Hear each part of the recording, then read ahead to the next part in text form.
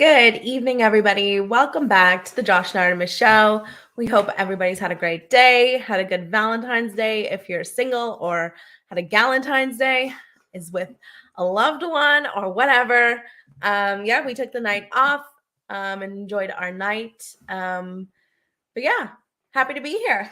Happy to be here, guys. We're supposed to have a guest on tonight where we've tried contacting Scarlett. We've sent her some messages. We actually tried to call her as well. So she might be having some issues her end. So hopefully she comes in. If not, we'll reschedule for Scarlett for another day, which shouldn't be a problem. There's no plan really, as Scarlett isn't here yet. So we'll basically just talk about a few things. And if she comes in, she comes in. Yeah, pretty much. Yeah. Before we get into all this, guys, as usual, if you're new to our channel, like, share, subscribe. All that stuff. For sure. And make sure to follow us on X, where we post a lot daily. And if you do want to support the show, you could become a YouTube or Patreon member. You can also donate on buymeacoffee.com. Links are in the description. And of course, the bio of our homepage on X and on YouTube. As we were just chatting with one of our members, I'm going to put out some new emojis that are specially available for members. I just got a few suggestions from Will, so thank you very much. Shout out to Will. I'm going to get cracking on some new emojis, which are members only. So Absolutely. It's pretty cool. Yeah. Right. He doesn't like emojis, really. Well, you use them a lot more than me. I don't really use them. I use them occasionally, but only when they're necessary. Yeah. You use them when they're not necessary, don't you? I beg to differ. I think our emojis are pretty cool. We have like a clown world one. We have an anti-trans one. We've got a bunch of fun ones. Yeah. I like making them. But yeah. Anyway. And shout out to Rebel News guys for the hoodies. Yeah. I've got a hoodie on. I've got a t-shirt on. I will not comply. Yeah. So there we go. Yeah. Shout out to Rebel News. Yeah. So yeah, I guess let's share our screen then, guys, and we'll kind of wing this tonight, and hopefully Scarlett does drop into the show. Yeah, I know, because we were talking to her like 10 minutes before, and then we don't know where she's gone. So hopefully everything's okay. But yeah, so let's have a look here. Oops, wrong one. So what have we got? There's been a few news stories today, which have been very interesting. So this one was pretty interesting. Mm-hmm. So Idaho passes death penalty for sex offenders bill. So basically, if you're a sex offender now in Idaho, you will be killed. Yeah. What's your thoughts on that? Love it. I mean, to me, these people are scum of scum. Mm-hmm. Whoever would do that to children, like, I don't know, I have no sympathy. So yeah, see you later. You don't deserve to be in this life if that's what you're going to do to children. The only thing I will say is to make sure when you're, if this person is like convicted, that, there is like definitive evidence, because, you don't want to obviously execute somebody if they actually haven't done anything wrong and they don't have concrete evidence. So that's the only thing I'll say about it. But in general, I mean, there should be no sympathy for people who would do that to children, who would, touch children inappropriately, who would have, videos or photos of children that's inappropriate, anything like that. I mean, to me, it's like scum of scum. So what about you? Yeah, I mean, there's definitely needs to be a hardline stance of this for me, which is part of the problem why this stuff goes on, is because there isn't a hardline approach with these kind of people. Mm-hmm. But if you notice in other countries, it's mainly a Western thing where there isn't a hardline approach. Because if you go to Eastern nations, especially the Middle East, if you rob someone, you get your hands cut off. If you do this sort of thing, you get your dick chopped off. And it is a deterrent. Fair enough, it is a strong deterrent. But sometimes you need a hardline stance of this sort of thing for me. Yeah. So my opinion, this is probably a good move. Hopefully it stops a lot of these morons who are doing this to kids. But as you can see, guys, I mean, the little quote tweet there, which we have a screenshot of, if you don't think they're going to use this to eventually target the LGBTQ community people, you are stupid. Mm-hmm. Is that a Freudian slip there from this Evan person? Because for me, it's very telling. It's very telling. But anyway, we've got Scarlett in the background. I've just seen a little face there. So she just said she thought it was 8 Central. That's what I thought. I was like, you know what? I better check about the time zones. Yeah. We're all over the place. Anyway, we'll bring Scarlett in. Hello. Hi. Hi, I'm just getting oriented. Yes, I thought it was 8. I didn't look at that it was 8 Eastern. Sorry about that. No, it's fine. It's okay. You've saved us. We had to make something up there for about 5 minutes. So, thanks so much for joining us tonight. We really appreciate your time. Yeah. Oh yeah, thanks for having me on. Yeah, of course. Yeah. So how's it going? Good. I was just in a Moms for Liberty Zoom meeting and Abigail Shire was talking. So it was really interesting. Oh wow. That sounds really cool. Do you guys meet often, or is it like a weekly or monthly thing, or? This is a monthly chapter chair meeting, and sort of then you have all of the chairs from all over the country Zooming in, and oftentimes they'll have a guest speaker, and it was Abigail Shire today and talking about her new book. So that was really cool. I'm looking forward to reading it. Her first book was pretty eye-opening. It's one of the first books that I read when I started to learn more about gender ideology. When I started down that rabbit hole.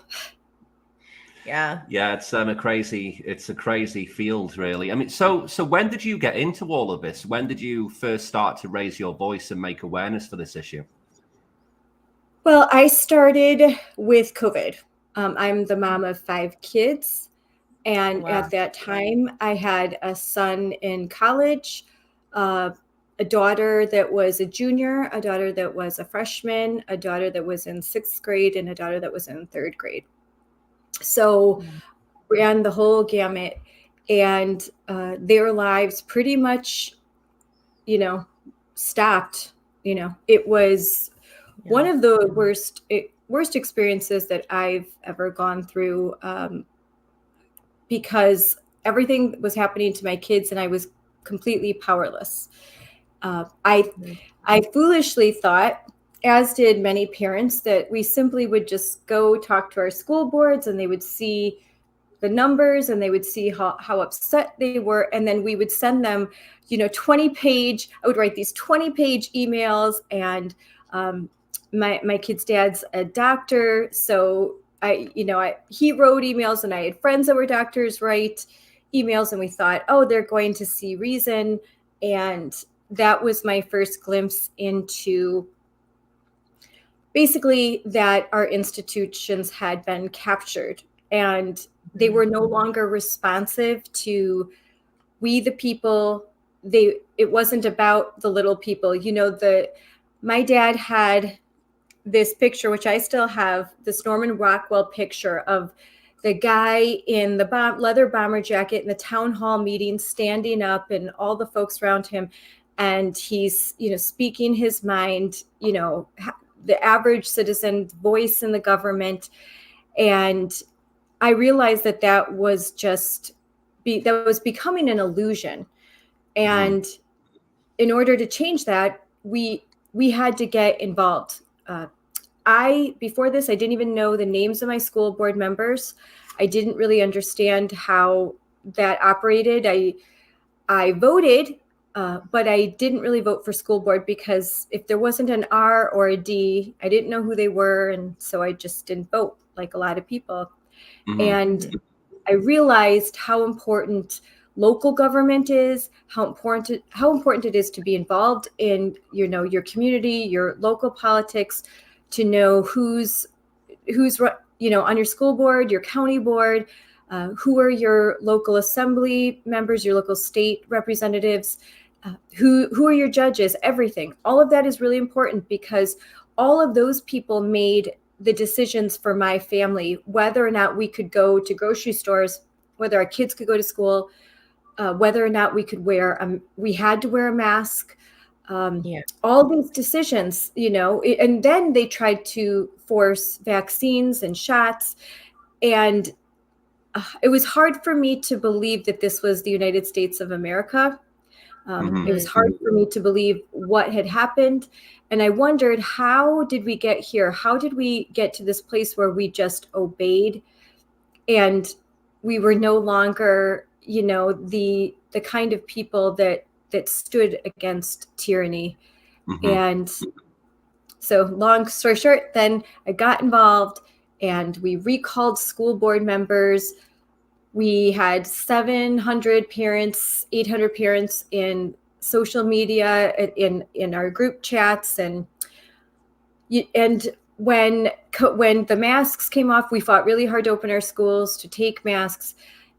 I also had a peek into what the curriculum and things like the critical race theory, and eventually I learned about gender ideology. And I discovered that what's happening right now, I think, is the most important thing that is happening in the Western world. What we're dealing with right now, we are fighting for Western civilization at this point. And there's just no ifs, ands, or buts about it. We are fighting for reality, biological reality. We are fighting for equality, not equity. We are fighting against communists. We are fighting, they're Marxists and they're radicals. And they have captured institutions, the education institutions and medical institutions, universities. They have captured so much while we were sleeping. And they marched through the institutions just as they were told by Antonio Gramsci a long time ago. And now it's our job to march back through them and recapture them. And it's a long haul. It's a marathon. It's not a sprint. But Moms for Liberty, we focus on parental rights and parental activism. And we're just trying to reclaim all of the lost ground that has happened in K through 12 education. And so we do a lot of things, school boards, from trying to influence school boards now to legislative policy. And so we run the whole gamut. And what state are you in? I forget. I am in Wisconsin. Oh, Wisconsin. Okay. Yes. Yeah. Yeah. Just curious. And I have friends like all across the country, and we help each other out. And we'll go, if I have a friend, I've gone to Virginia, to Maryland. I'm planning to go to California at some point with my friend she's been in the fight for a very long time there. And, I'm going to Austin, Texas in April. We're going to be in DC again in August for our Moms for Liberty Summit. So we do a lot of things, but I'm focused right here in Wisconsin, and there's a lot going on in Wisconsin, and Wisconsin is going to be a very pivotal and important state in the upcoming presidential election. We are one of 5 states that will decide who will be president in 2024. So there's a lot of focus and attention. The Republican National Convention will be in Milwaukee, Wisconsin in July. So you're going to hear a lot about Wisconsin in the upcoming months. Oh, great. Yeah, great. And so you've obviously been doing this for a very long time. So you've obviously got a lot of, so you obviously know the ins and outs of all of this. And you mentioned before about the communism part and the Marxism part of this, which to me is just an obvious thing that this is going on. It's basically a culture war. That's what's going on here. And it's been going on for a really long time. And like you said before as well, it's very much a war on the Western values, which we're all kind of used to here. But we've seen a big change the past few years where, not just with gender, but this woke kind of ideology, which has infected so many different different things. So you've got the education system, you've got the medical industry, workplaces, all of this stuff, and it's compounded now, of course, by social media, which has made things a lot worse. Why? So in terms of this movement, how do you think we got here? Because, you know, we always ask this question on this show, and we always try and speculate and work this out. But it's very strange to me how it seems like it is since COVID, like you've said before, that COVID was a big change mentally with people, I think, you know, and it was, you know, it was like a little switch was flicked, and it wasn't, it made society not live in truth. It made us live this ideological lie at the end of the day. So do you think it was COVID what really kicked this off? I think COVID maybe put things into overdrive, but what I realize now is that the groundwork had been laid for this for a very long time. And if you follow my friend James Lindsay, he does very detailed, excellent lectures about how that happened. Jordan Peterson, there's a lot of great people that have really sort of, Brett Weinstein. There's a lot of people that have really laid that groundwork. How did we get here? It basically, I think that at this, you know, it didn't just happen. I think we just realized what was happening. And we realized that for many years, we had just turned a blind eye to things like public education. And we dismissed what we saw, what was happening in universities. Like, it was well known that your kids will go to university, and it's a little bit Marxist. Okay. It's very left. But when your kids get a job and they start paying their taxes, well, then they're going to come to their senses. That was right. That's what we all kind of thought. Yeah, my kids went a little crazy when they went to university, and they came back arguing with me, about maybe they became, pro-environment or just a little bit radicalized. But once they have a job and they start paying their taxes, all of that's going to change. Mm-hmm. What we didn't realize is how captured even other institutions are beyond the university. Like, look at what happened with Target last summer. That was a big thing. My friend and I went into Target, and right when you walked in, it was basically it was just about transgender. It was, all of these clothes. I mean, baby onesies that basically, I heart transgender. This messaging, all the books. Even for your pets, for your dogs, everything was about pride. Mm-hmm. But pride wasn't even about celebrating being gay or lesbian. It was about celebrating being transgender or gender expansive, celebrating, this whole gender ideology. And when we saw that, and it was all geared towards kids colors, kids books, kids toys, kids clothes, baby toys, we recorded it, and it actually went viral. I recorded my friend just showing everything, and I put that on Twitter, and then pretty soon it was on every major conservative news site, and it was on national news, and we really started this, boycott Target. Mm-hmm. And at the same time, we saw what happened with Budweiser, boycotting Budweiser, but with Target, for the first time, women, a lot of moms my age, like myself, we're like, we're done. We're going to find different options. We're not going to support this anymore. It was so in your face. It was just too much. And what we discovered was there was something called the Corporate Equality Index, and that all these big companies, in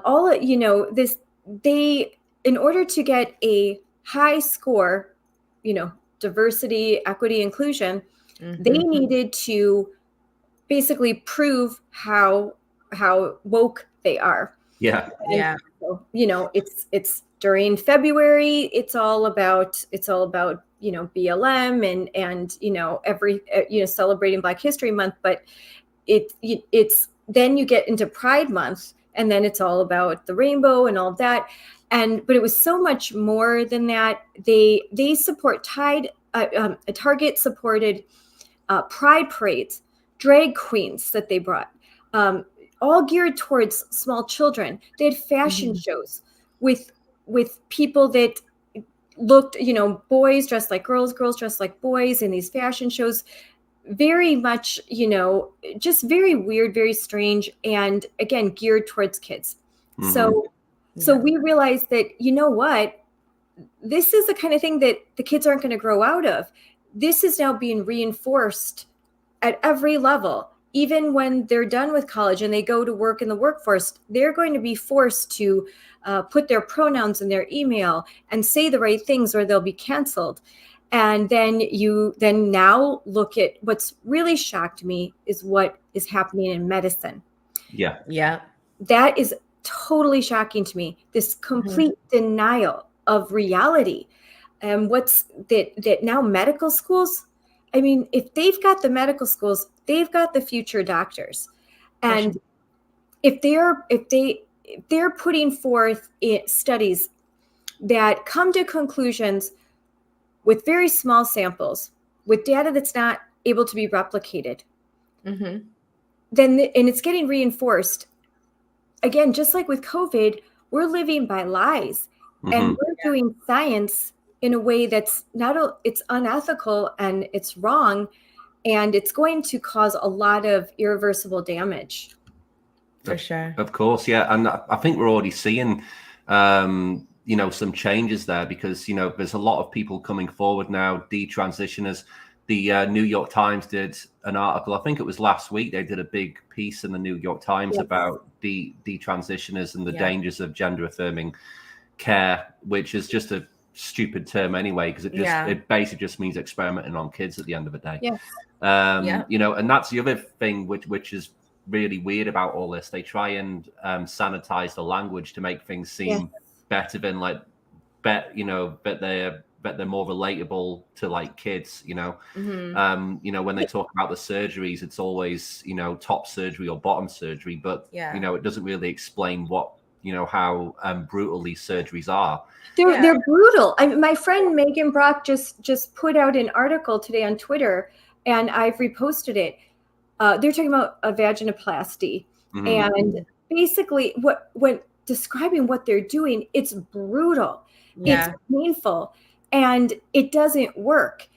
Yet after they were calling this a neovagina, and then talking about vaginal discharge, that's not true. That's a lie. Okay, whatever is coming out, whatever secretions or pus, that's not normal. This isn't healthy. People are going to get hurt. And when you look through, and I don't want to detail it on here, but when you read the article, it is graphic. It is gruesome. It's sick. And I cannot believe, and the doctor, the WPATH doctor that was talking about this, the surgeon, he said, well, in the past, surgeons haven't been well trained. Basically, there's really not any protocols in place. There's no set of objective standards across the board. But hey, this is better than nothing. At least they got a surgery, and I'm sure they feel better. Really? Do they feel better? No. In living a life of constant pain where they are not able to have any sexual function, do they feel better? I really doubt it. And I think there's going to be a lot more lawsuits. I know in my state, we had a bill, AB 502, that I had submitted testimony for. And believe it or not, the Democrats in my state were vehemently opposed to it. And all of this bill did was expand the time period by which a detransitioner could sue for malpractice. Because typically they only have a 3-year window. And that's not, and if they don't file within, I believe, 2 years from a medical procedure, they lose all ability to file a suit. And if you're doing surgeries on 13-year-olds, if you're doing a double mastectomy like Chloe Cole on a 13-year-old, she might not figure out by the time she's 15 that she wants to sue, because she's just a child, and her her brain is not fully developed.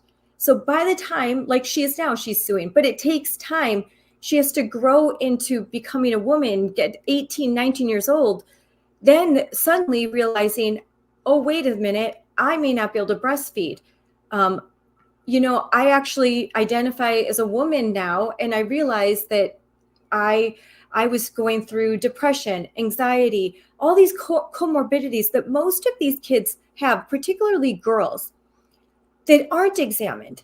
This is the biggest child abuse scandal in the history of the modern world, maybe the biggest one ever. What we are doing to children is a scandal.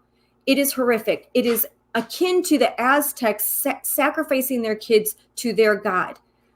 This is very religious and cult-like, and I believe children are being sacrificed to something very nefarious. And it's just, to me, evil, and it's wrong. And if you don't stand up and say something, I just think you in a way, you are as guilty as anyone else. You have to stand up and say something. It can't just be a few of us. We need more. We need to hit a critical mass, because this has to end. This is barbaric. It's absolutely barbaric. And at some point, people are going to wake up, and it might take just unfortunately, I really hope it doesn't take so many children that are harmed, so many children that can no longer have their own children, so many bodies mutilated, that finally the government, the media, and the world has to listen. But people like me, and I think like you all, we're trying to sound the alarm and stop the bleeding. We're in triage right now. We're in triage. We're just trying to slow this down, because it's just so prevalent in our institutions. And if we have everything, but we lose our kids, ask anyone. You could have everything in the world, but if you lose your children, you have nothing.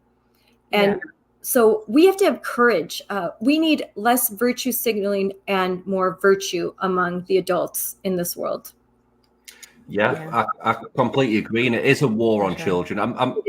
I'm not sure if you saw that movie what came out a few days ago. Did you watch that movie, The War on Children? Yes, I did. I was actually rewatching it again. I wish that movie, Robbie Starbuck, everyone should watch it, and now everyone can for free. I was one that subscribed early, but I've been a fan of Robbie and his wife when they were just I was watching them when they were just this little tiny YouTube show that had a few hundred, watch followers. What they've done is amazing. He worked in Hollywood, and so did his wife. They left, and now they're using all of those talents and skills to raise awareness. It's a haunting film, but it's so well done. And don't just share it with somebody who's already in the fight. Find some parents and grandparents that you can show this to that don't know what's going on. This movie is tastefully done. It doesn't matter left, right. It doesn't matter whatever political views you hold. This movie is about what's right or wrong, and you just can't walk away from it the same. So this is a war on children. And I thought I knew a lot. I knew just about everything. And that movie actually exposed some things that I wasn't even aware of, and adding to my own research. Oh yeah, we've shared it out to some of our friends and family, and just said, especially if you aren't involved in the topic, I actually think this is kind of a great, almost like an overview. So it shows, about social media impact, the mainstream media, the schools, the government, and kind of how they all intertwine. It's like this big spider web almost.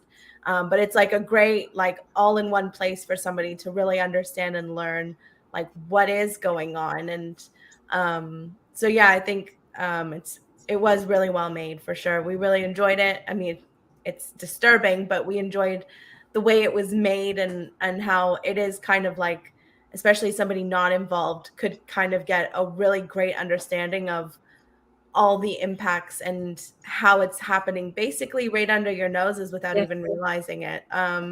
So yeah, we've definitely shared it out with people, and we've promoted it. Of course, we did a show kind of giving our own thoughts and review on it too, because it was really, really well made.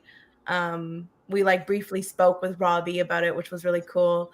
Yeah, it was eye-opening for sure. There was a lot of things that we had kind of already dived into, but definitely some things we didn't really understand and like didn't hear about. Especially the history with like, I think the history there was a part in the movie when they were talking about Hugh Hefner, Playboy, and Penthouse, Albert Kinsey. Yeah, and how that's all connected to like the sex education system for America in like the 60s, I think it was. So it's very interesting, and it's very telling as well how the sex education system, you know, not just in America, but here we're just based outside Toronto and like the UK and Australia, all the Western nations, they've all been corrupted by this, and it's all centered around schools and education and children, which is very disturbing. It's very disturbing how it's very consistent across all of these countries, how they're trying to, you know, sexualize kids effectively. That's what they're trying to do. I'm not sure if you saw a couple of days ago about Parade in Spain, where those kids were literally just on the street, in lingerie, looking like strippers. You know, it was just insane. So, no, they're putting, I think they're launching children into an emotional and psychological crisis. And a term that I've come to learn is trauma bonding. So because a lot of people will ask why. Well, one reason is to launch kids into this crisis. And there's another book that's about to be released, and it's The Queering of American Education. And in it, they describe a scenario where in a journal, they talked about the experience of kayaking, and that you can't learn to be proficient at kayaking unless you go into rough waters. So you have to be made uncomfortable. You know, you have to be in this discomfort. You have to do the work, which is something they always say. But they're talking about kids. So basically, they're intentionally putting kids into these rough waters, exposing them to danger, causing them trauma, and then using that experience for the kids to learn and to bond, with the educators. And then in that bond, who's left out? Then the parent. So the kids are going to bond with the teacher. The teacher's the trusted adult. In Wisconsin, educators are trained to not even use the word parents anymore. They use trusted adult. You don't say mom and dad. That's gendered language. You say trusted adult. You don't say boy or girl. You say friends. You say person with a penis, person with a vagina. It's insane. And you would not think that this was happening in Wisconsin. I've gone through enough trainings to know that this is exactly what they are in professional development. They are teaching the teachers.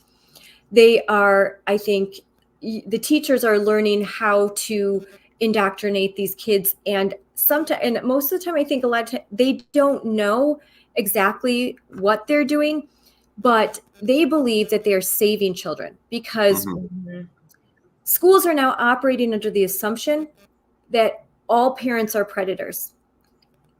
I had an interview recently where I said, it is very unfortunate that maybe there are children that are victims of rape and incest and violence in their homes by a family member.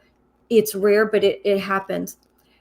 Because of that, all children should not be treated that way. All children should not have lessons from preschool, kindergarten and read about these traumatic experiences.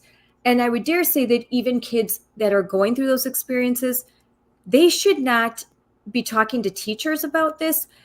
They need to talk to trained counselors, because schools aren't a therapeutic environment. Schools serve a function, and teachers are not therapists. So this everything that we're trying to do, we're focused on social emotional learning. We're focused on the self-esteem. We're focused on building social justice warriors and all of these different things. But we're not teaching kids to read. That's for sure, because in the United States, a school that has a 30 to 40% reading proficiency is celebrated. It's celebrated because that's great, and that's a national tragedy. We are Joe Biden and the Department of Education, to the Wisconsin Department of Instruction, and across the country, other than a few states that are really trying to fight back against this, they are so focused on indoctrinating kids and basically teaching them about critical race theory and gender ideology through lessons, through social emotional learning, to be inclusive and tolerant. They're so busy with that. They're not teaching them how to read, how to write, do math. So what they're not doing their jobs. We're paying for this. So I am paying for my children to become Marxist revolutionaries. Fuck no. No, this is wrong. And then on top of it, then I get to send my kid off to college where they can become this crazy extremist and march in the streets, basically saying anti-Semitic things and completely irrational. And they come back to hate me? Heck no. As parents, what are we doing? These are our kids. This is our money. They want our kids. Are they paying the orthodontist bill? Do they pay for the medical bills? Do they care for their kids day and night? I know they weren't in labor for 36 hours. I am in charge of my kids. And the only 3 letters I need after my name to make me the subject matter expert of my kids, MOM. That's it. I'm the expert. And all those people, those so-called experts, they got everything wrong on COVID. Absolutely everything. They didn't get one thing right. And now I'm supposed to hand them over so they can like call themselves, they, thems, and my daughter can shave her head and dress like a boy, and my son can wear a tutu and dance around like Princess Boy. Hell no. We've got, these people are crazy, and I'm not going to be inclusive of crazy people. I'm not going to empathize with child predators. Why should I? We don't empathize with predators. What are we doing? And I'm sorry, I'll talk about this, but getting back to Paris, look at what they are doing to children. They are dressing them up like prostitutes and parading them around. Yeah, they're sexualizing them. This is crazy. We are, the next step is that children are going to be able to consent to having sex with adults, and that, to deny that is going to be, not being empathetic or nice or inclusive. Watch. I think that's starting to change now, I think, because I mean, there's this term now called minor attracted persons instead of using the word pedophile now, which is we've seen like people within the education system trying to bring this to like a reality, to use minor attracted persons. I think it was a couple of years ago, there was a professor, I can't remember their name now, but they were fired from their role as a professor in this university, some woke like person. Now they probably make him president. Yeah. But it's just crazy how all of this stuff has just been normalized. As we grow up, we just know that it's wrong. We just know that this is just fundamentally wrong. We know it's fundamentally not true that a kid can be born in the wrong body. It's just completely false. And that we should stay away from creepy old men or women. Yeah. As a child, you don't talk to strangers. So why are we pushing this like sexual like desire out in the public and trying to use this MAP term instead of just calling them a pedophile or a pervert or a sex offender?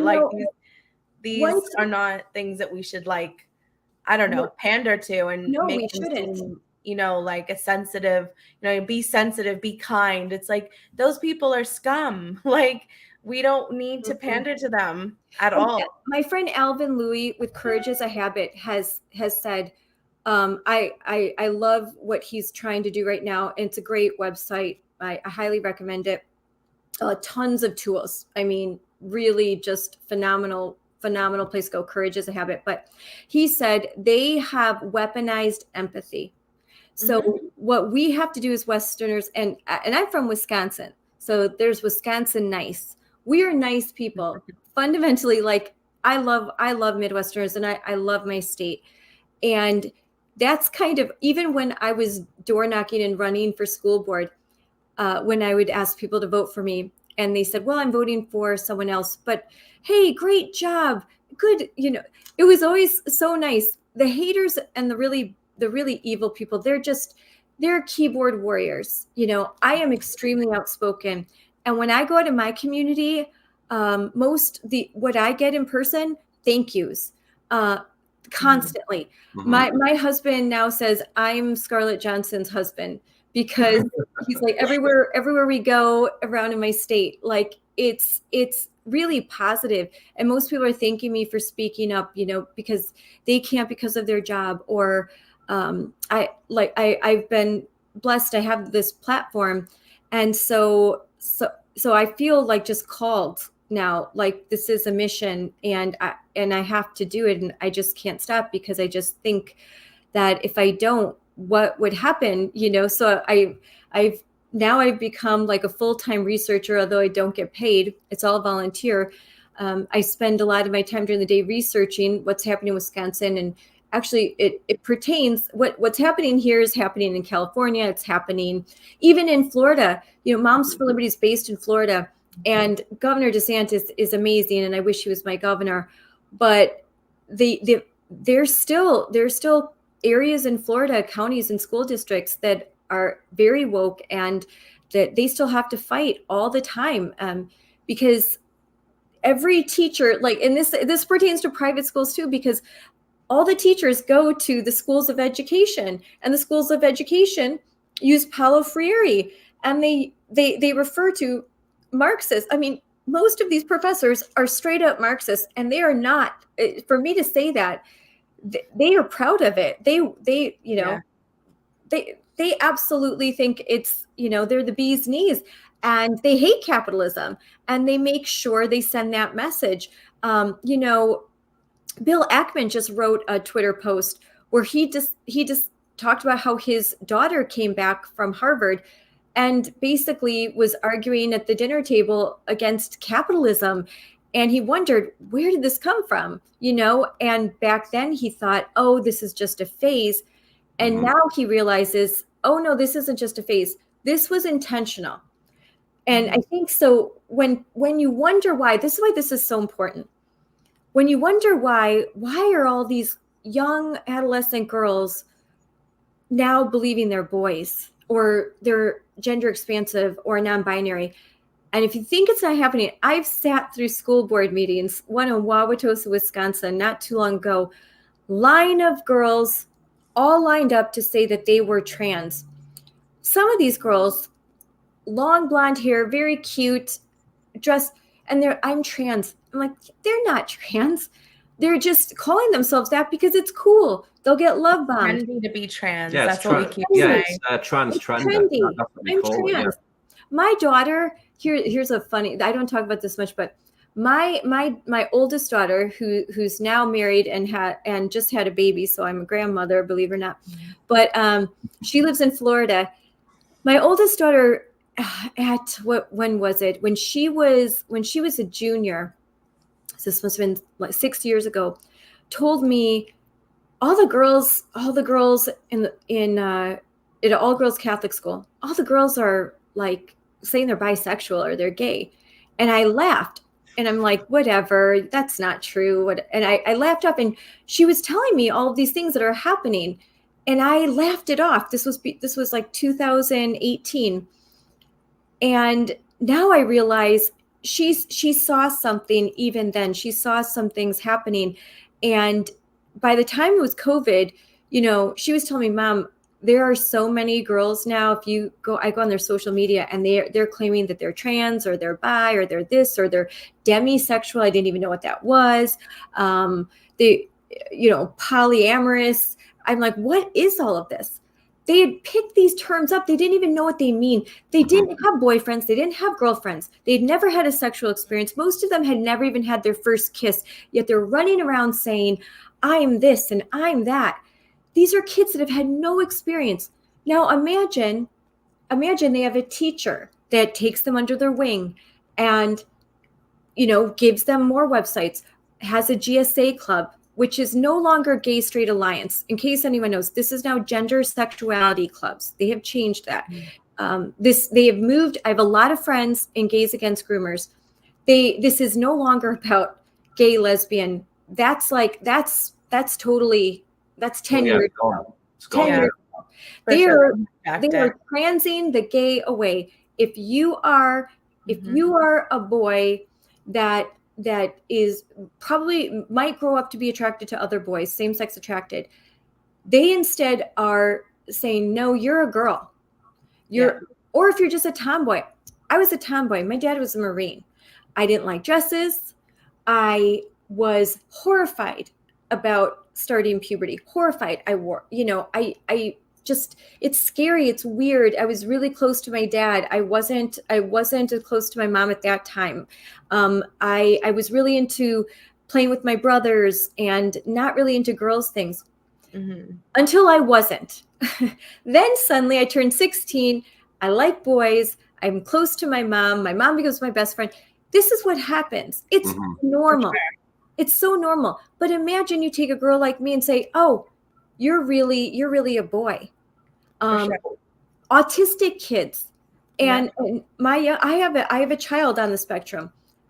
This infuriates me to no end that the most vulnerable kids diagnosed with autism or ADHD, kids on the spectrum, kids with regulation, emotional issues, they're more immature. They're just have a whole different mindset.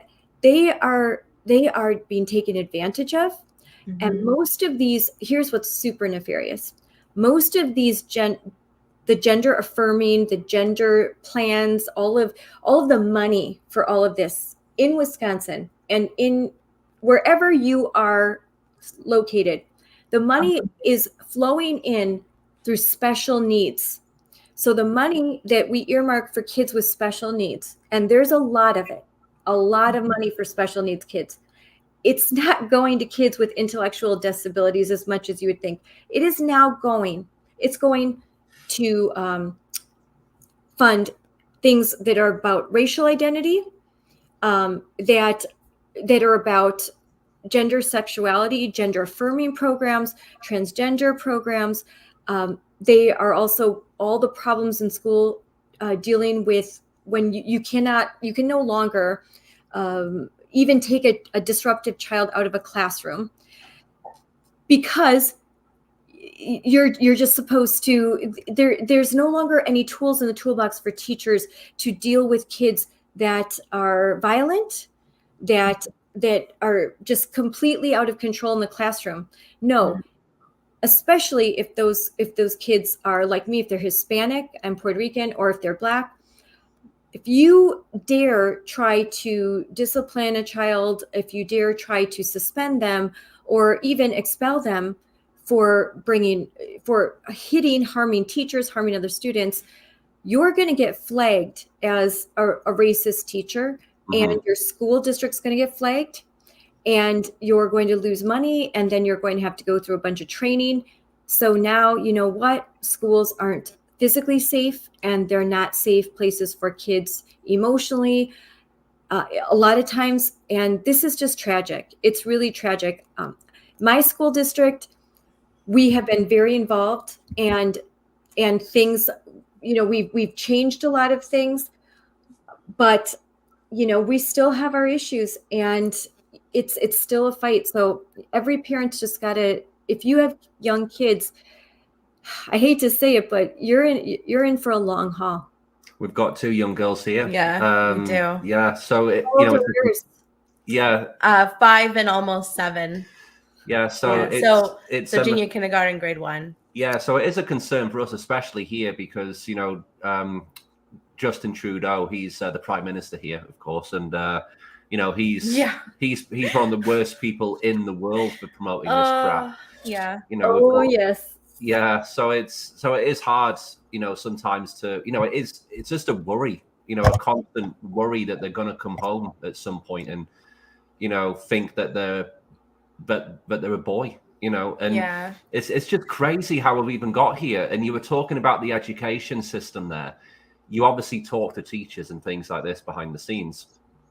I've always thought, why can't teachers, because clearly teachers aren't buying into this as well, like you've already said. At least not all of them. Yeah, why can't there be some sort of mass walkout of teachers or mass strike to, you know, to highlight how insane this is and band together and make a statement that, we're not going to be telling this to kids. You know, there needs to be a strong stance taken. Is there anything like that in the works, do you think? I think what I have seen happen more than anything, unfortunately, is a lot of teachers retire early. They move to private schools. But what I see, I would love to see the same thing. Most teachers that I talk to are absolutely not down for this, as the kids say. They are not down for this, and they are not comfortable using pronouns. They are not comfortable hiding anything from parents.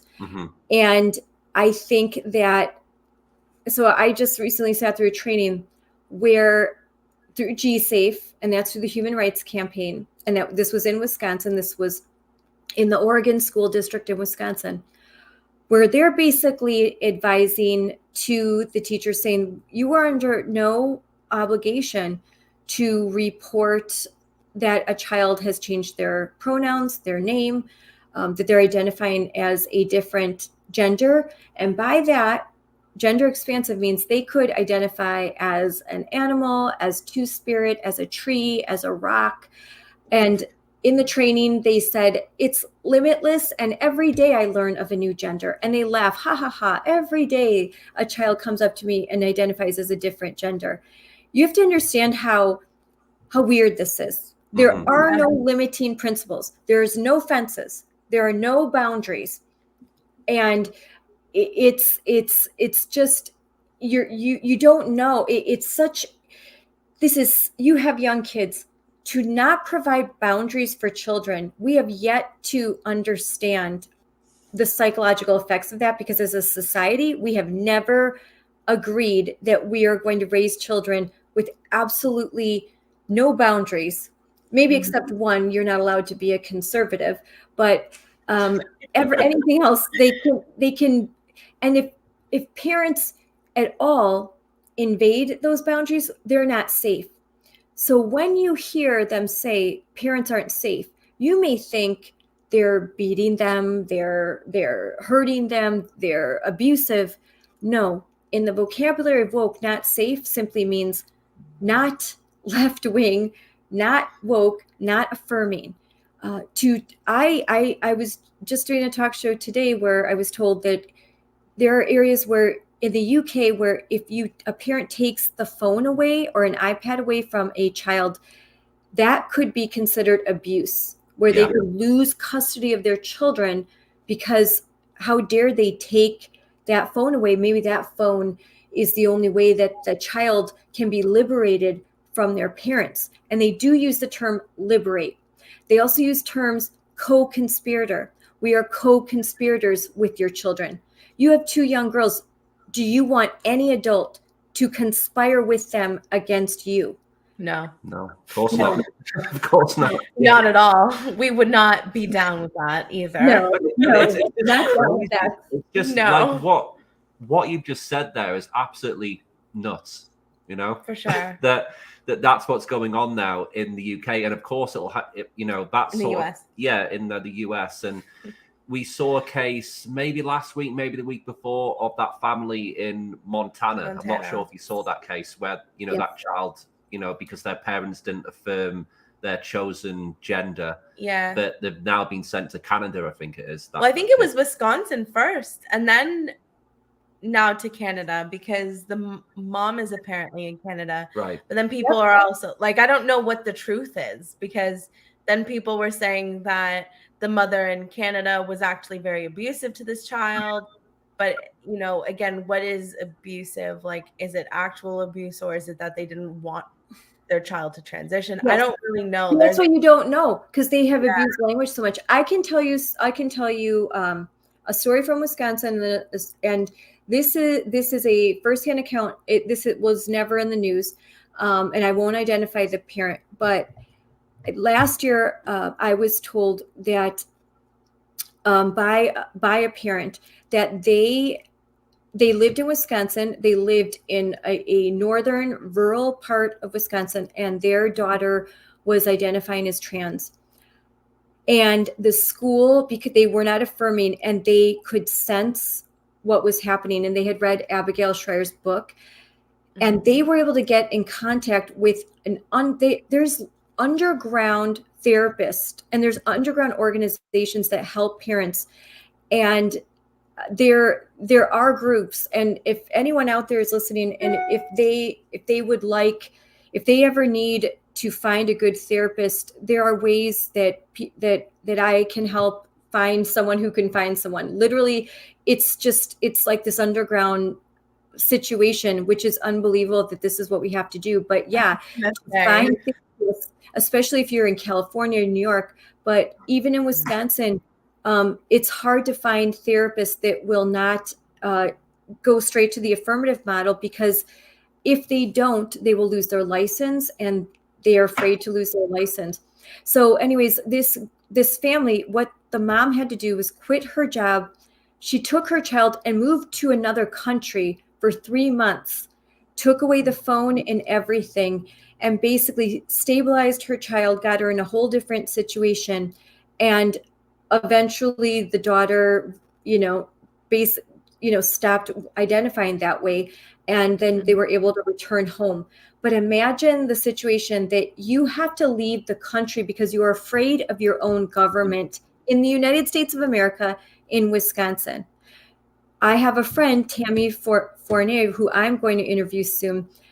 She testified in the Wisconsin legislature about her story in a very conservative area of Wisconsin, Kettle Moraine, where her 11-year-old daughter during COVID was secretly being transitioned.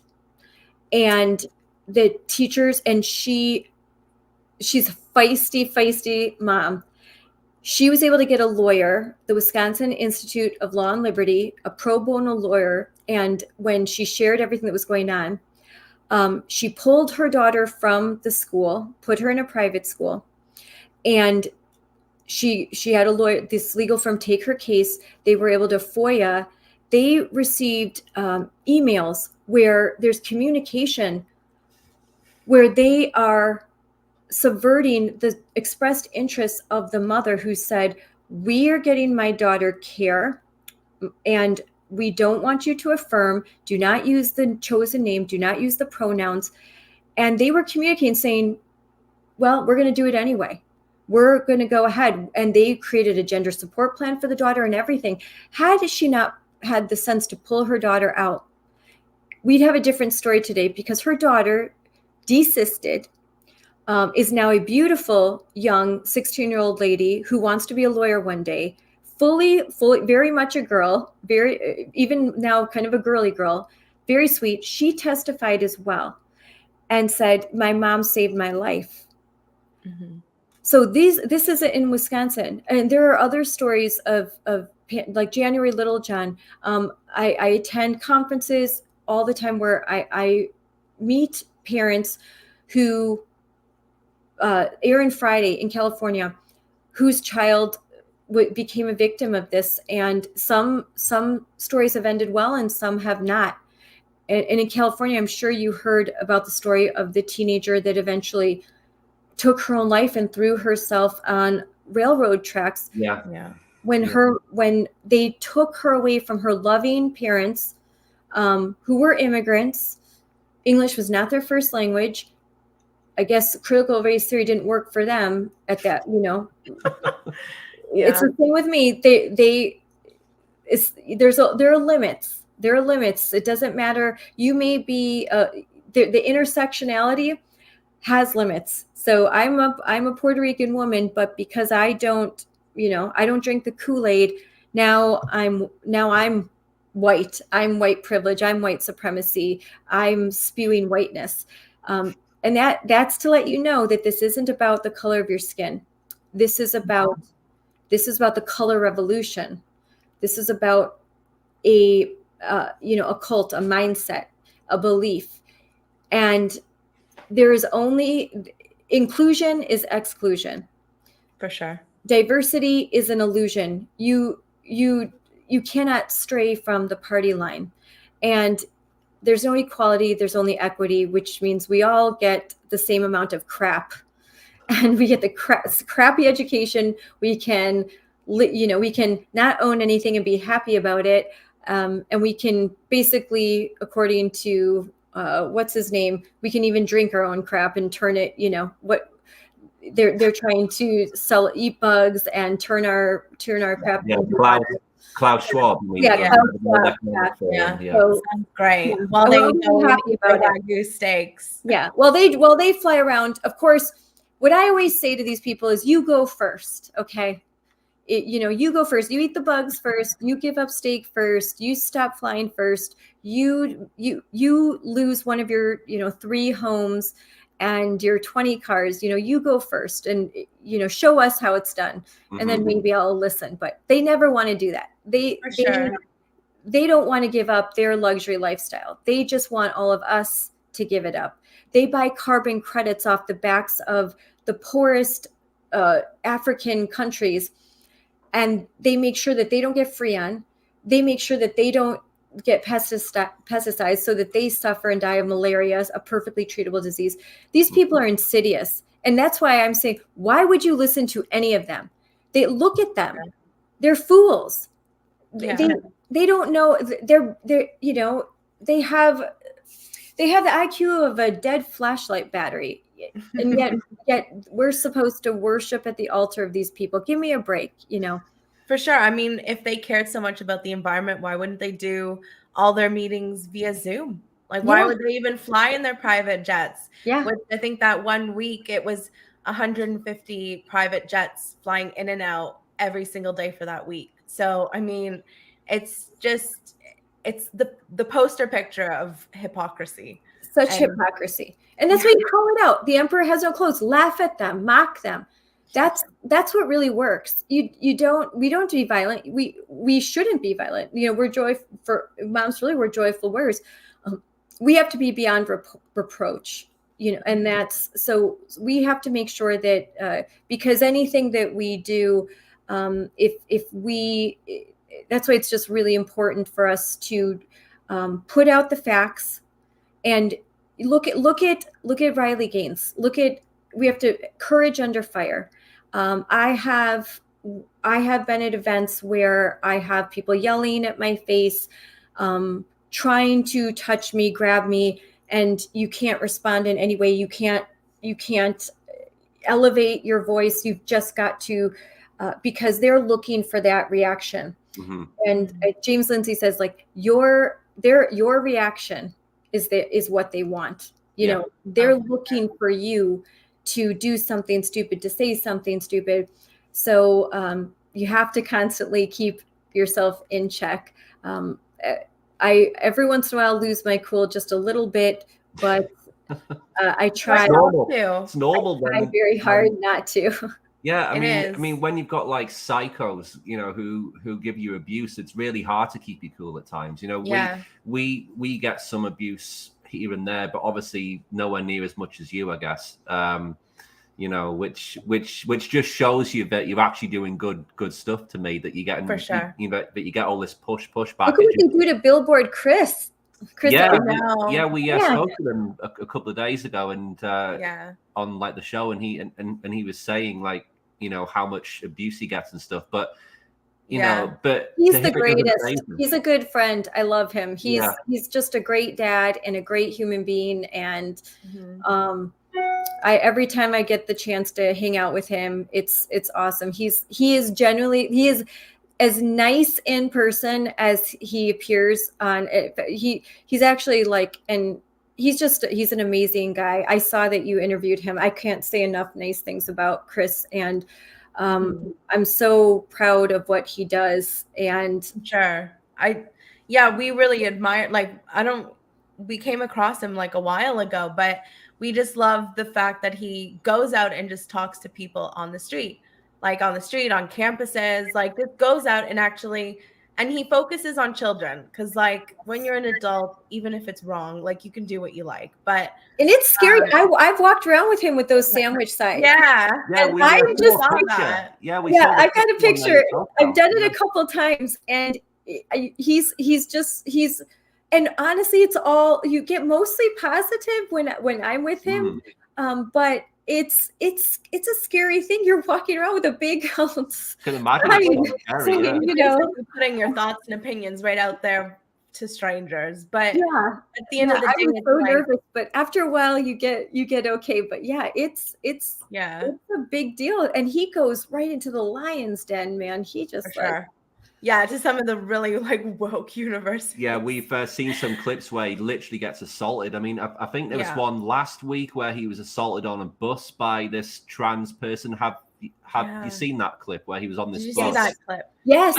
And that person just looked so mentally ill, and people on the bus were like supportive of that person. I'm like, this person needs to go to the mental institution. Like, put a straitjacket on this guy.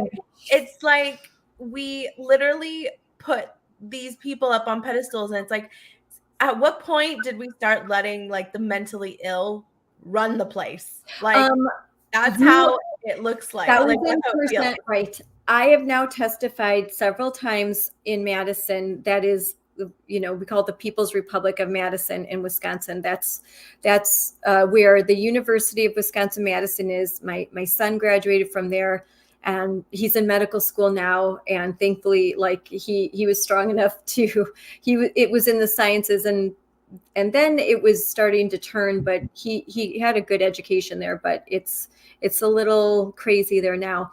But when I'm there testifying, there were several bills that were eventually passed, but they had hearings to protect, women and girls sports, K through 12 through colleges and universities. Basically legislation that said that biological boys could not play on all female teams, nor could they be in the bathrooms and locker rooms of biological girls. You would think that is the most common sense. And it provided, let's have an intramural league, a co-ed league, but no, boys cannot take spots of girls. It's not moral. It's Title IX was, the battle for that was specifically to enrich girls' sports and to give girls a platform and the finances and the money to have all female programs. And to take gender out of that, to take biological sex, I should say, out of that, then there's no need for it. Title IX existed to protect and provide for females.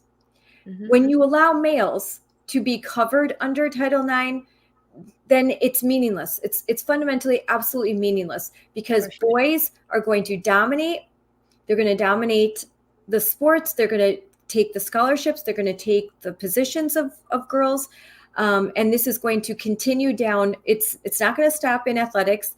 It's going to continue down in every kind of program where boys are going to be able to come in and take the opportunities away from girls. Allowing a male with a penis to shower with young girls. In Wisconsin, we had something last March, as a matter of fact, went viral. A 18-year-old trans-identifying boy showered with 4 14-year-old girls, stripped in gym class, stripped naked, taunted them, and they were terrified, absolutely terrified. And their parents didn't even find out about it till a month later. The girls were afraid to tell their parents because they were afraid of the backlash if they complained about this trans boy.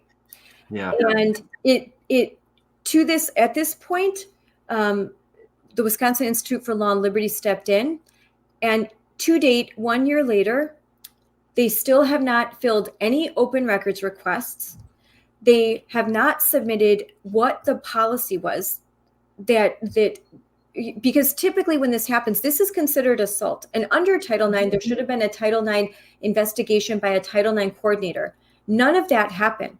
The girls were told if they are uncomfortable with that transgender boy, that the girls could go to a janitor's bathroom or a nurse's bathroom. The girls. Yeah, picking them out of their own spaces. Yeah. An entire school of girls, one transgender boy, fully intact penis, looks like a boy, everything, but identifies as a woman. Yeah. Yeah. There was a shocking case here, which I'm sure you've heard about. It's went global now, but there was Nicholas Cepeda. Yeah, he's a 50-year-old man who identifies as a 13-year-old girl, goes to swim with them, and then exposes his junk to them in the changing rooms. And we went down there to try and film some stuff and try and get this guy on the record, but it was protected by security. It was signs all over the place saying there's no filming allowed, no media allowed, and he was getting police and security escorts in and out of these venues. He was getting in and out of these venues and protected like he was the president. Yeah. Meanwhile, he's 50 meanwhile, with 13-year-old girls. Meanwhile, he's literally a pervert, right? Exposing his junk to kids. And it's against the law. It's clearly written. If you're exposing yourself to minors, you could face up to 2 years or 2 years or more. Yes. And reporters have tried to talk to the police. Are protecting him instead of arresting him. Yeah. And, Rebel News covered it, and David Menzies was talking to a police officer trying to tell him, literally telling him that there was a pervert right in there. Yeah. Right in there. You can go and catch him. And instead, they're just trying to tell him, not to film inside. You're not allowed inside. And it's what the hell is going on? Why are you protecting them? And, we have found out that, this man has been doing it since, 2019. And it's also a professor, too? Yeah. And he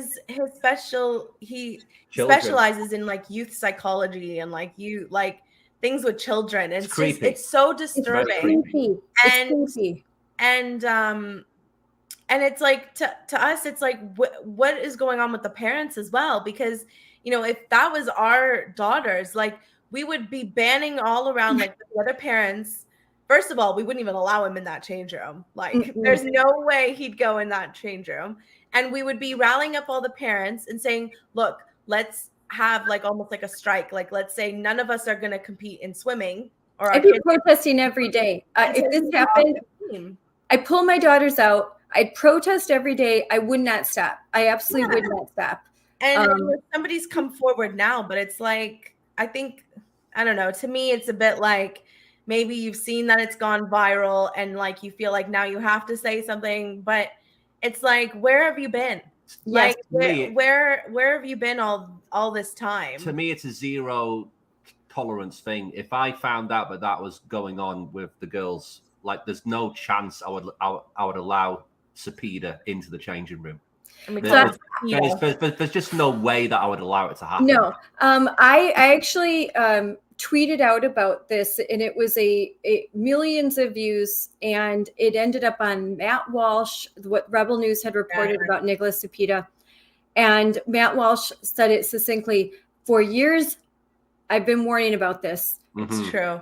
Soon age is not going, old men are going to say, I identify as a young girl. And we are putting our kids like prey, serving them up to predators. Here you go. So I asked my dad about this case just because I wanted to see his reaction. First of all, my dad was like, what the F? He's a Marine. Okay. So he, a lot of swear words. He said, I'd go to jail with a smile on my face. Let's just say that. I would go to jail with a smile on my face. If I found out, I'm like, Dad, what would you do? If I was 13 years old, he was like, let's just say I'd be in jail with a smile on my face. But you know what? like that's the kind of men we need as well. Like, of course there's the mama bears, but like, where's the dads? Like, that's your little girl in that change room. Like, I just don't understand. Like, I mean, how can the parents allow this? That is one. And the girl afraid of cancel culture, like that, to me, that's weak. Like, it's your child. You don't have kids to not protect them. This is like talking. I have 4 girls. I've raised 4 girls. This would be as if I were to say to, because I have raised them. You see a boy in a bathroom, you run. You run, you scream, you kick, you claw, you bite, you do anything. And my mom probably raised me right. I thought she was paranoid. She would never let us alone in a bathroom ever. And I'm like, oh, mom.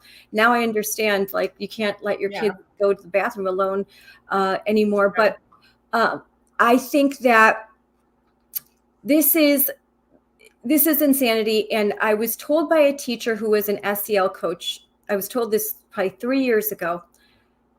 I was at a luncheon with Parents Defending Education, and a teacher came up and spoke. After she was done talking, we couldn't even eat lunch. It was the first time we had heard a lot of these concepts, and we were sick. But she quit her job when she was trained. She worked with a first grade class. She was training little girls to be comfortable with grown men in the bathroom. It's not nice to stare. It's not nice to say that you feel uncomfortable. It's not kind. It's not inclusive. What if you were this man? This isn't a man. He thinks he's a woman. You must affirm if it's a boy. She realized that she was basically teaching little girls to subvert the instincts, the survival instincts that we have, to subvert what my son used to call his spidey senses. Our spidey senses, we're being told that ick factor, that thing, that danger, something that has been developed through parents have been developed over thousands of years. Suddenly that doesn't matter. We are to allow weird men in bustiers wearing makeup, dancing provocatively, allow them to read to our young kids. Our kids are supposed to attend strip shows as long as the people performing. You couldn't take your daughter or your daughters or your son to Hooters, but you can take them to the trans Hooters because that's beautiful. That's a great point. Yeah, the drag queen story time, or it's one of the most ridiculous things I've ever seen. So weird. It's one of the most creepy, sinister, ridiculous things that's come about in the last few years, for sure. And to destabilize. Take everything that's normal and flip it. Yeah. And it's just crazy how, one, it's allowed, two, you've got parents taking them there. Yeah. And some of the ones we've seen, I mean, I think it's Libs of TikTok. She's posted. Yes.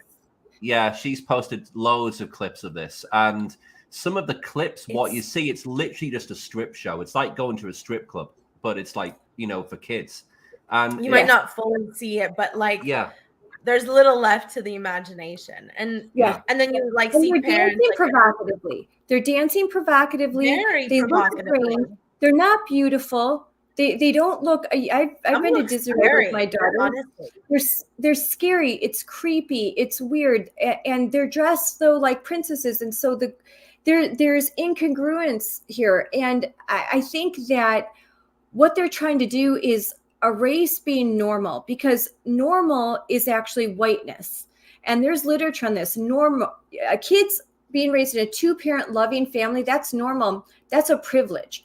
And that's a privilege. That's white supremacy. And it's not fair. It's not fair because not all kids have that. So they're basically saying that childhood innocence is, in essence, a privilege. And it's a privilege that needs to be deconstructed. And children need to be liberated from their traditional weird parents that actually think that their sex wasn't assigned at birth, but that there's such thing as biological reality.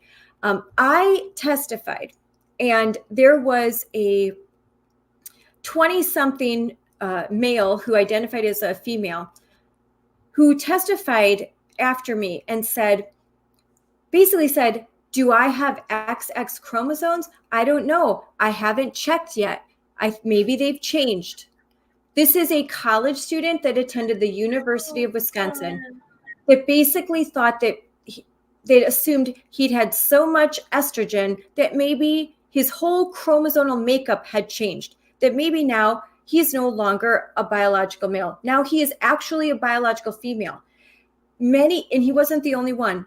A lot of the people testifying, I know that we're gaslit and we're told, oh, gender and biological sex, very different things. It's a lie. They don't believe that. They only say that to the media. When I sat through several rounds of testimony on several different occasions, and then I've watched many of the recordings, the trainings. I now sit through live Zoom trainings, professional development trainings, and they consistently say they don't make that distinction anymore. They don't believe in biological sex. This isn't even about gender anymore. They don't believe in biological sex. They don't believe that they believe that if I think I'm a man, I become a man. Chromosomes don't matter. I am a man. Treat me like a man. There is no biological reality. That's all a myth and a construct that needs to be deconstructed, and one that we have to be liberated from. That's all Marxist jargon. It's destabilizing. It's very destabilizing, and that's the point. Mm-hmm. The point is the trauma bond. Put kids, traumatize them, make them destabilize their relationship with their parents, make them basically that they're in this limitless space, and in this destabilized space, they can be molded into whatever the person that's doing this indoctrination, they can be molded into whatever they want. Mm-hmm. And they're traumatized for life. Kids that are abused sexually, they deal with that trauma all of their life. It is the most destabilizing thing that can happen to a child, sexual abuse. I think that there is intention behind some of this. They are destabilizing children, and these children will very likely never become functioning adults without a lot of help. And maybe they are forever changed. That's why I say this is the greatest scandal against children ever. It is done with intention. It is very disturbing. I do think that a lot of people, a lot of educators don't think that that's what they're doing. They think that they're helping, but at the end of the day, as they say, their intentions don't matter. What matters are the outcome, and the outcome, I think, is going to be pretty scary if we don't turn things around very soon. But childhood innocence is not a myth. It's not a myth. Childhood innocence is a reality, and it is something that until about 5 minutes ago, we all used to care about. For sure. I mean, 10 years from now, or maybe even 15 years from now, we're going to have a whole generation of these children who have grown up who are not even going to have the choice of reproducing, who have been indoctrinated into this and are also tied to the medical industry for the rest of their lives in severe pain, butchered. They look like Frankenstein and won't be happy because you can't fix on the outside what's going on the inside. Like it's mental health problems that are getting sorted with, surgeries or puberty blockers that were never meant to actually, like, they weren't designed that way. That's not what they were made for. And so kids are just like these little like cash cow, lab rats just being tested on. And, as they grow up and realize what has, happened to them, they're going to be resentful. They're going to be depressed. They're going to think like, they don't recognize themselves. They might even, hate those around them that never, encourage them not to do it because of all this, you have to affirm. And it's just like drilled into these people who affirm it. But we're going to have a whole generation and a percentage of them that can't even have children. Really heartbreaking, or even just the option, even if they don't. It's what adults do after their prefrontal cortex develops. Lots of times we say that's their business.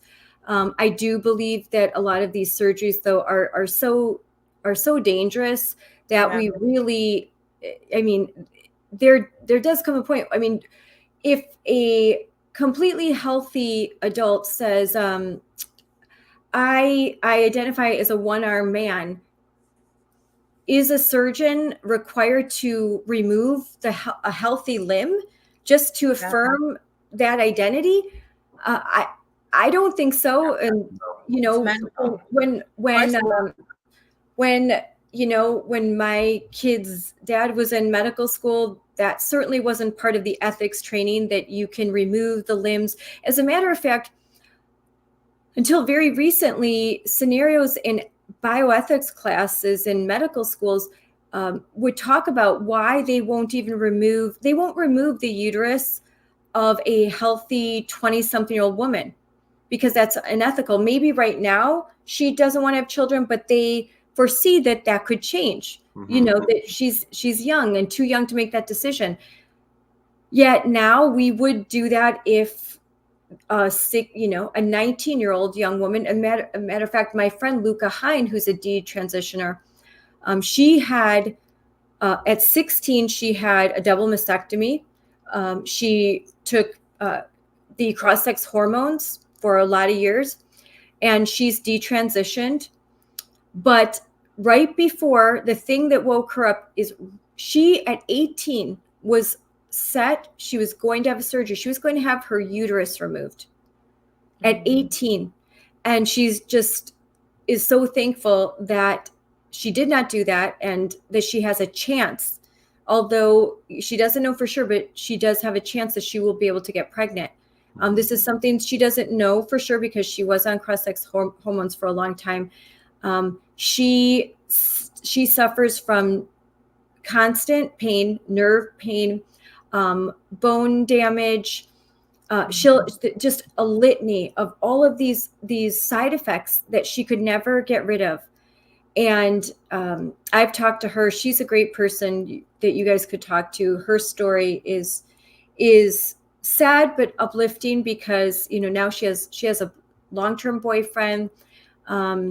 She's a healthy young, she's as healthy as she can be, a young lady, and she's very inspiring. And she also is suing, like Chloe Cole, who's another great person, and Laura Becker and Prisha and Camille. So I'm blessed to know a lot of these beautiful young ladies, these detransitioners, and you cannot be around them and talk to them and walk away believing that what is happening is anything less than a complete medical malpractice and a tragedy being inflicted on these young girls. It's just a complete crime to me. And, in terms of these surgeries, I was watching, I think it was Joe Rogan a couple of days ago, and he had someone on his podcast, and he was telling the story about his friend who is a plastic surgeon who does these surgeries. And he was saying that he's raking it in. This guy who he knows, I think they were I think he was getting paid about $70,000 a surgery. And it's a multi-billion-dollar industry per year. Yep, and he was saying and he was saying how his friend just is completely booked up with all these gender surgeries now, and it's just crazy how much this has corrupted the medical industry. Like you just explained there, that that like a doctor can refuse to have a patient remove their uterus, but if they want to get gender surgery, then it's fine. It just goes against everything what we know is right, and it goes against the ethics of being a doctor, that you're supposed to have the best interests of your patient at heart, and they're just completely throwing all of that out of the window because they've completely bought into this. It's basically a cult to me. That's what this all is. It's just one big cult. It's I'm going to read Prisha Mosley, a quote, testosterone was injected into my anorexic body by a pediatric endocrinologist in the same hospital where I was seeing a nutritionist for my eating disorder and received stitches for cutting. That statement right there, you've got a child with several comorbidities, anorexia, cutting, anxiety, depression. It is medical malpractice that, knowing those facts, that this child was allowed to transition, was allowed to take puberty blockers and cross-sex hormones, and eventually given the green light to have a very expensive and costly and debilitating double mastectomy. And what she describes is that what she wasn't told is afterward that there would be nerve damage that to this day she is still in pain and discomfort. And she's now pregnant with her first child, and she's mourning the loss of her breasts, mourning the fact that she doesn't have that choice to breastfeed. It's hitting her while she's super happy to be pregnant. There's a loss there. And I think, and also, this is a special pregnancy. This is a pregnancy that has to be watched closely because has taken all of those drugs, and they have had an effect on her body, on her reproductive organs. So this is just, it's insane. And the only other thing that I could think of is when it was thought in the medical community that doing lobotomies was a great idea. And it was primarily done on young women. And it was very in vogue at that time. It was, and look at what we did. And now we cringe when we think of it. We think of this as just absolute pseudoscience. We're not too different right now. What we're doing is just even worse than that. And it's state sanctioned, it's state promoted, it's big business. I think I posted that the projection is that it's going to be nearly a $7 billion industry by 2030. Wow.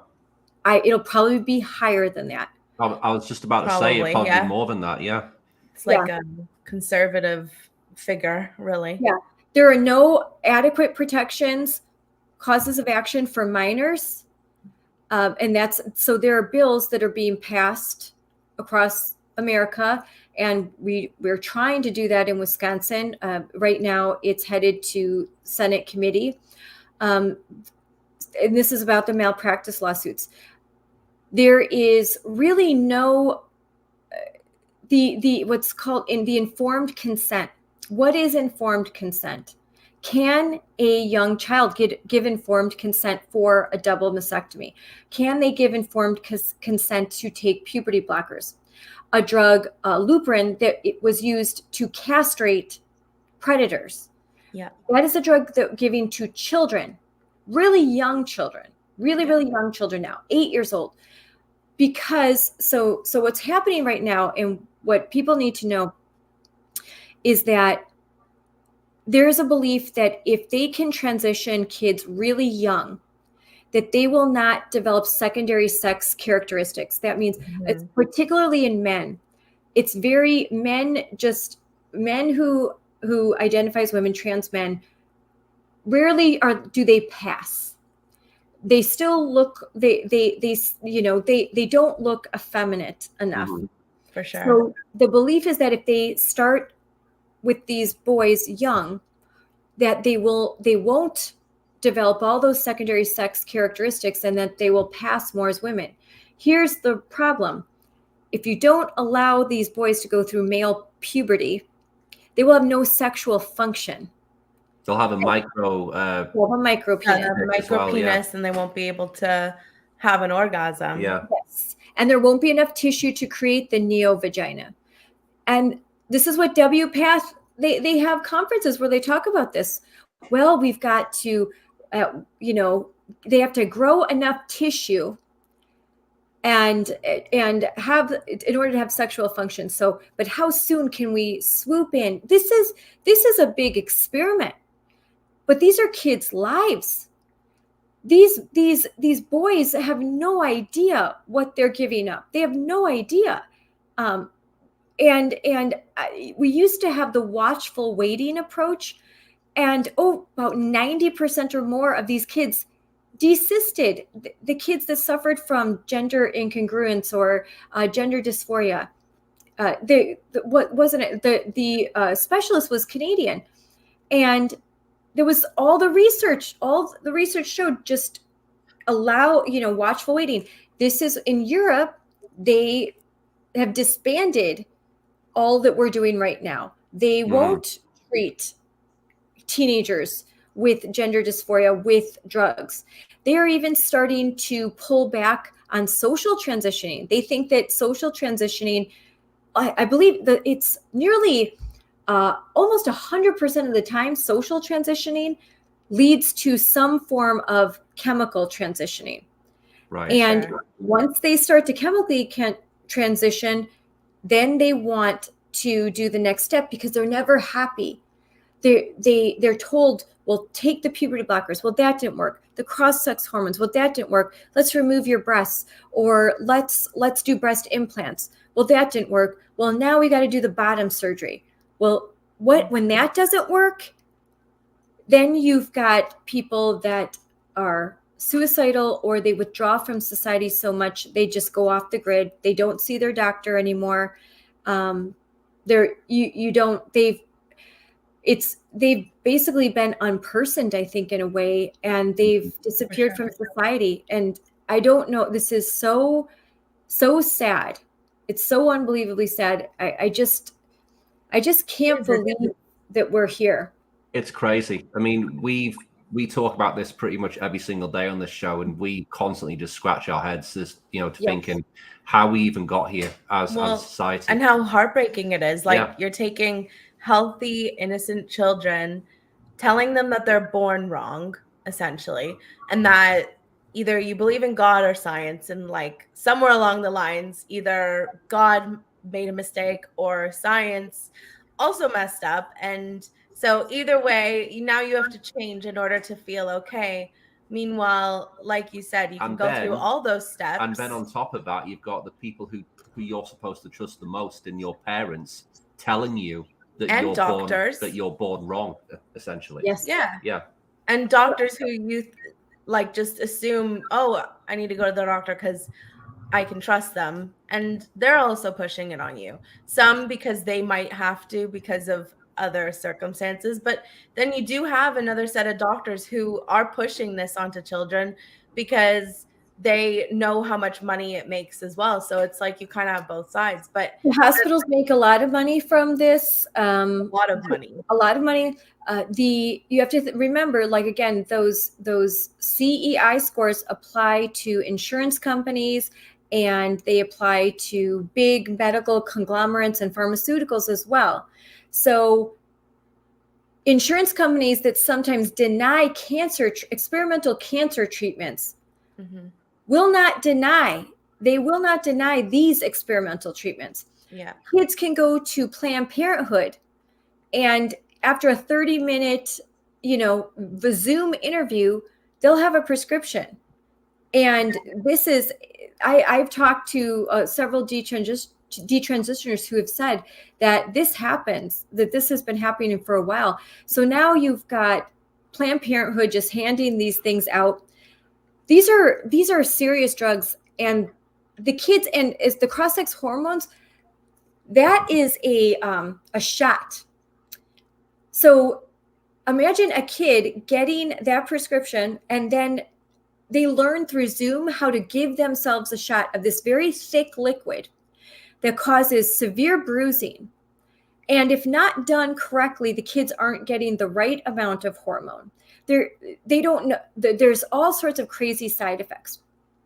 This is just crazy. It's crazy. Yeah. But there's money in it. And then there's the whole component of DEI, where if an insurance company does not pay for this stuff, then they may become the target of these trans activists.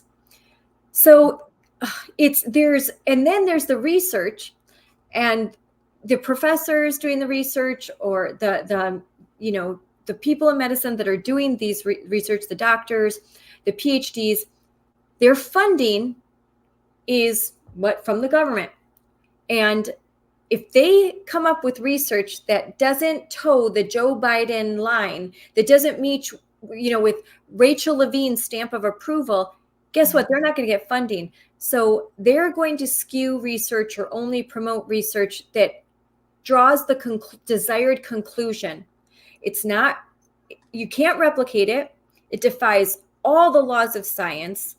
Everything that we knew in medicine is upended as we now just engage. And we saw this with COVID, where there's an answer we want to find, and we're going to find a way to write research that proves the conclusion that we want. Mm-hmm. And we'll skew the data. We'll limit the pool size. They can do whole experiments with just a handful of kids. And if the kids dropped out because they desisted or they committed suicide or whatever reason, they won't count that. There's all sorts of very tricks that are going on. And then so they produce this data and they say, oh, look here, peer reviewed. And then you're done. And then now everyone references this peer-reviewed study. Yeah. And it just perpetuates. And it's all a lie. It's all, this isn't true. This isn't actual science. But I mean, thankfully, we've got in Europe, I think that there is a full body of evidence that this doesn't work. Mm-hmm. Yeah. There was a study a few days ago from the American College of Pediatricians, I think it was, and they said that they conducted, I think it was 60 studies, and after those 60 studies, it showed that there's no improvement for someone's mental health after they've went through all these surgeries. So there are some industries in the States now as well who are actually showing this research that is a lot of, so, there's do no harm. There are a lot of doctors, a lot of organizations that are forming. Do no harm is a really great one. Mm-hmm. And there are a bunch more. I know Gen Spec is doing a lot of work, and they have a lot of professionals. Again, I'm now meeting a bunch of, I have a friend, her name Pamela, and she is leaving California, and she has a consortium of therapists and psychiatrists that are trying to develop programs and protocols and provide therapy, services for parents that will not affirm this, and that their kids are suffering from a gender identity crisis. And so there's a need, and there are a lot of people that are rising to meet this need, so we need to support them. We need to support their work, whatever we can do. I know that Christopher Rufo just interviewed a doctor, and I'm sure Dr. Heim. Yeah, we actually had him on the show as well last week. Oh, you did? Oh, wow. Oh, that's cool. He's a nice guy. Yeah, he's a really nice guy. Really nice guy. He told us after the show he's done a really big interview, but it hasn't been released yet. But that will hopefully raise a lot of awareness as to. But we really enjoyed our conversation with him. Just very eye-opening as to how sinister it could be, even when you do have these policies in place that are supposed to stop it. Yes. And how they basically go against that and do it anyway. And so really happy that he came forward with that. And I think slowly it'll follow suit, like more doctors are going to. We had the psychologist in Washington, Tamara, I can't remember her surname, but she was she was a psychiatrist who came out and was a whistleblower. Oh yes, and yes, I was just reading about her in the Federalist. She just got fired from her job. Yeah, because she didn't want to do that. Yeah, so we are seeing more and more people come forward now, which is really good. And what we loved as well, I think it was last week where Donald Trump had his rally. I think it was in South Carolina, I want to say. And during the rally, he made it very clear that he's going to, he said that if he comes into office, that on day one, he's going to reverse all of Joe Biden's gender affirming. I believe him. I think he's going to do it. Yes, I firmly believe that he's committed to doing that. I think that he, and now that he, and I believe the people that he'd probably hire to work with him in the White House, he already started to do some of that. And now he's fully aware of how bad it is. And I think that under another Trump administration, they would be a lot more aggressive. They need to fire a lot of people. And the Department of Education needs to be gutted, just gutted, absolutely gutted. And a lot of those career administrators need to go, and you need to put in people that understand the complexity, like Chris Rufo, how hard it is to dismantle all of this. But it starts with defunding it. You take the money away, and then it'll all, because this is all a big grift. This is what everyone has. I know we talk about ideological, but at the end of the day, there's incentives. There are the radical religious activists. They have a religious fervor for this, no doubt. That's a small group. The majority, this is incentivized. How is it incentivized? It's different for everyone. But in the end of the day, things come back to money. Every one of these programs, every one of the G-Safe programs that I read, or the toolkits, all of that, that's all just big bucks, big donations. They get donations from every major corporation in the world. So if you've got a gender studies degree, what the hell else are you going to do?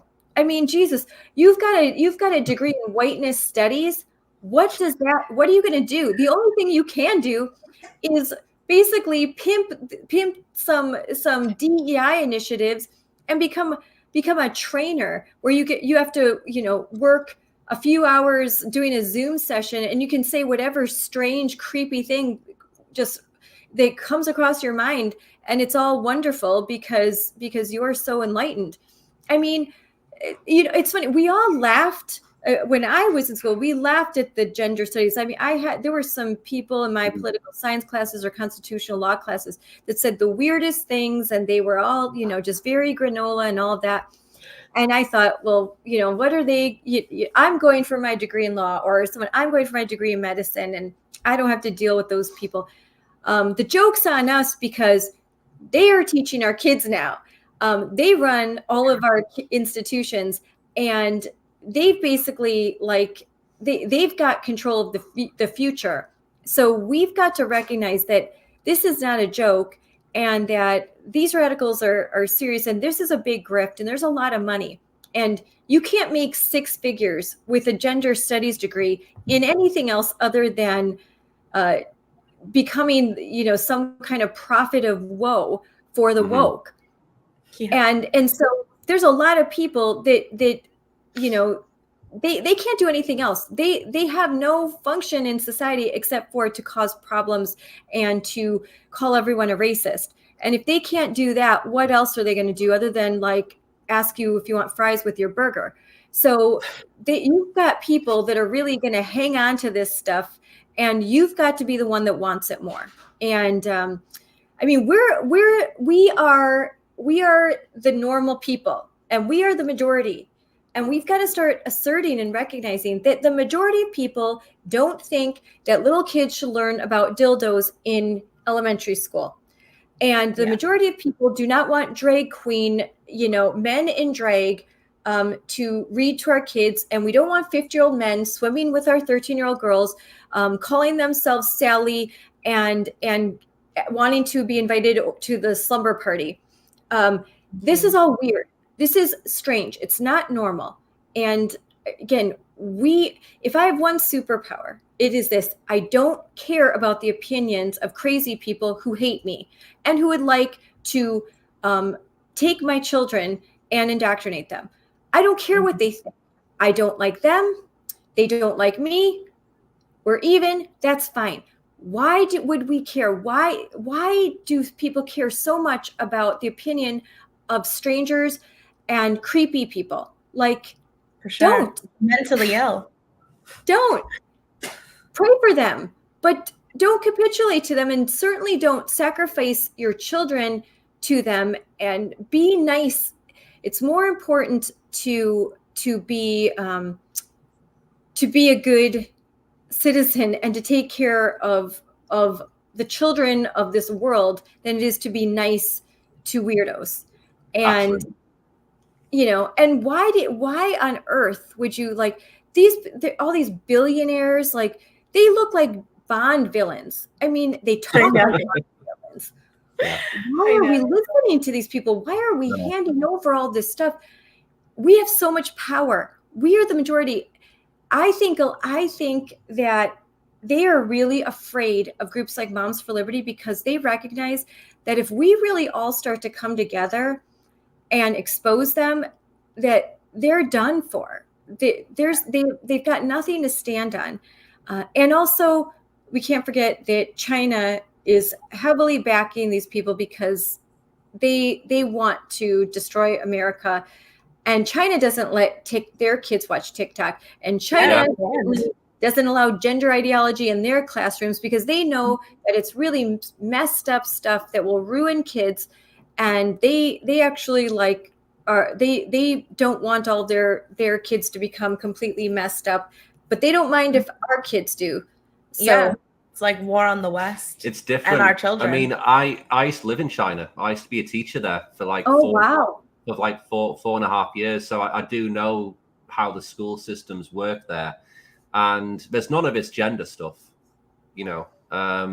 It's very much focused on maths, especially learning to speak English, because they know that a dominant language is English. So they want these kids to go and live in like the States. They want them to go to the UK, etc. You know, it is like a takeover. You know, the Chinese, the Russians, you know, they know exactly what they're doing. They're not dumb people.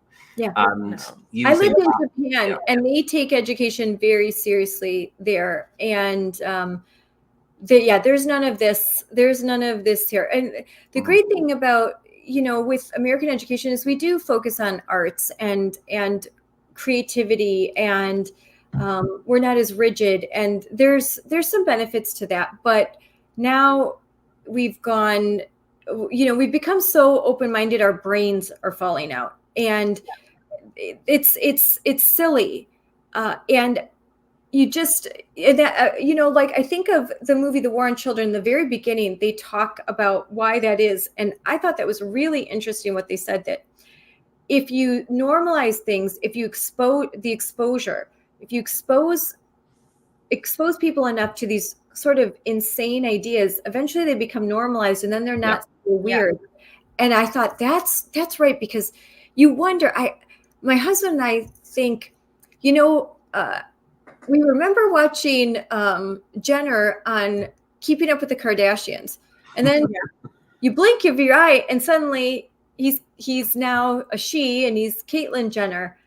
And I'm old enough to remember when everyone was like, "That's messed up. What's going on?" And also as well, if you called it out back then or said it was strange, then you're a bigot. But Bruce didn't even give us the time to process it. It was just, he went out the door, he was Bruce, he came back in, he was Caitlyn Jenner. And we're all supposed to just sit there and just accept that this is the new thing, To me, it was when he got his ears pierced. As a man. That's what my husband said. My husband said, I knew it when he got both of his ears pierced. You know what? Because he got those pierced. I think I was like in high school when I was watching this. But when he got them pierced, I was like, God, he kind of looks like a woman. Like, I was like, those, like, only certain men can pull off 2 earrings, I think. Yeah. Like, I don't know what it was. I was like, maybe he needed a beard or something. But I was like, he kind of looks too feminine with those earrings now. And they were big, like, diamonds, too. Yeah, that's what my husband said.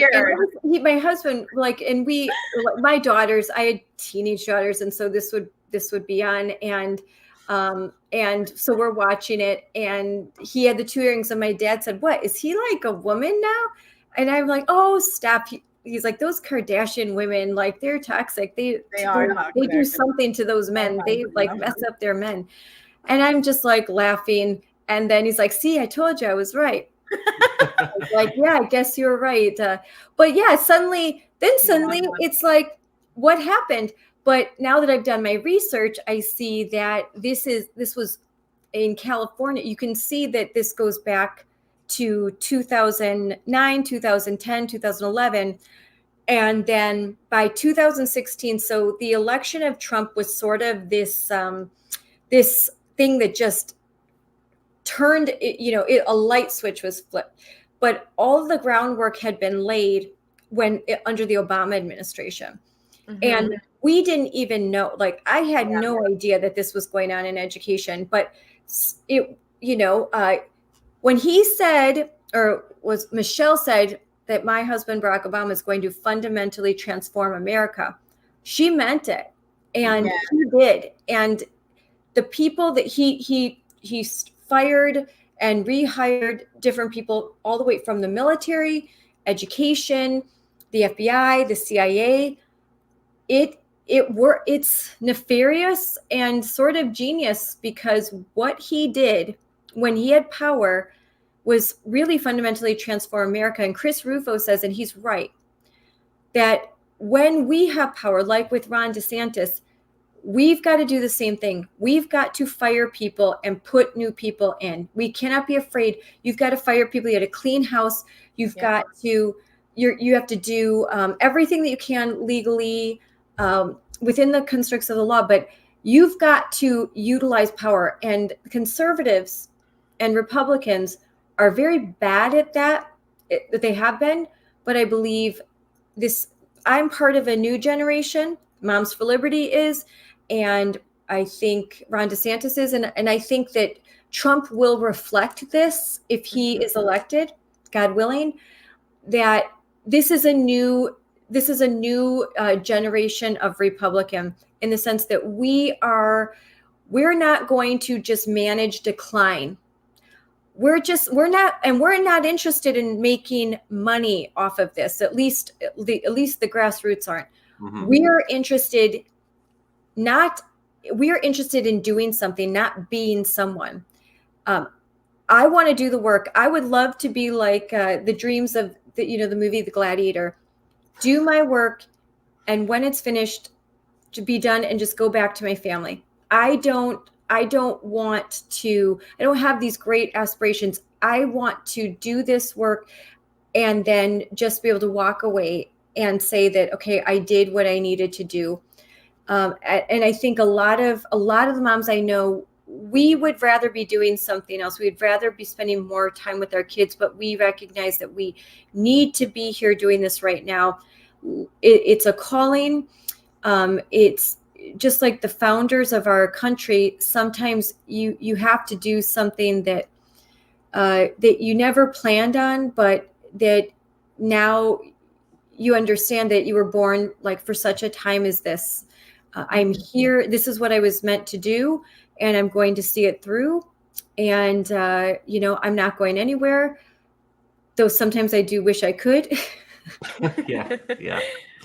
You have been working hard. I mean, we've come across your page a few weeks ago, and we love the stuff. Months ago, probably now. A few months ago now, I guess. Yeah, and you do work hard. You do you interact with people. You contact schools. You're discussing things in the background with them. So you're actually trying to get things done, which we really appreciate, and we really admire the stuff you do. We're just coming up to 2 hours, so we'll end the show there.